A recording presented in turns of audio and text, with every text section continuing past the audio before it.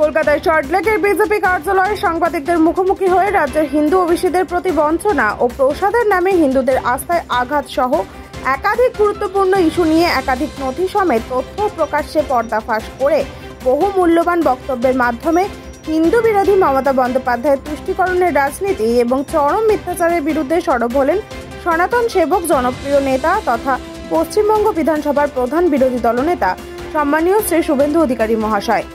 আমি প্রসাদ বললে যদি প্রসাদ বললে না প্রসাদ হতো বলতাম যে এটা হিন্দুদের মধ্যে বিতরণ হওয়া উচিত, কিন্তু যেহেতু প্রসাদ নয় মিষ্টি, তাহলে মুখ্যমন্ত্রী শুধু হিন্দুদের মিষ্টি কেন খাওয়াবেন? মুসলিম, খ্রিস্টান, শিখ, বুদ্ধিস্ট সকলকেই মিষ্টান্ন খাওয়ানো উচিত, কারণ সরকারি টাকার হকদার সবাই, ট্যাক্সের টাকা। আমি বাংলার প্রকৃত হিন্দুদের বলছি, মিষ্টান্ন হিসেবে গ্রহণ করুন, ও চেনা গেলে খান, প্রসাদ হিসেবে গ্রহণ করুন। ভোট চাইছে, ওবিসি করে মুসলমান ভোট নিয়ে নিব, আর কিছু হিন্দু ভোট যদি পাওয়া যায়, গজার পেড়া খাইয়ে যদি কিছু হিন্দু ভোট পাওয়া যায়।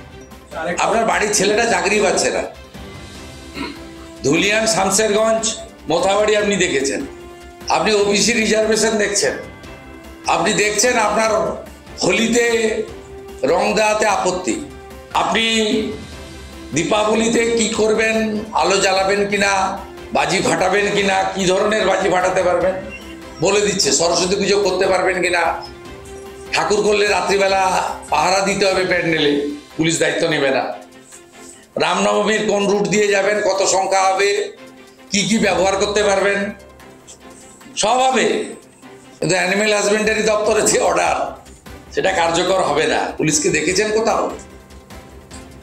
মাটিগাড়ায় কি হয়েছে, আসানসোলে কি হয়েছে, নিউ টাউনে কি হয়েছে?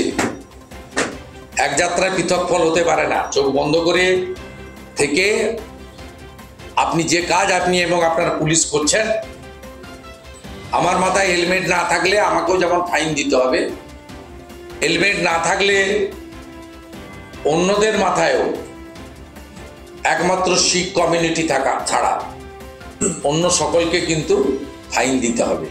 পশ্চিমবঙ্গে যা করছেন এটা হিন্দুদের উপরে অত্যাচার ছাড়া অন্য কিছু না।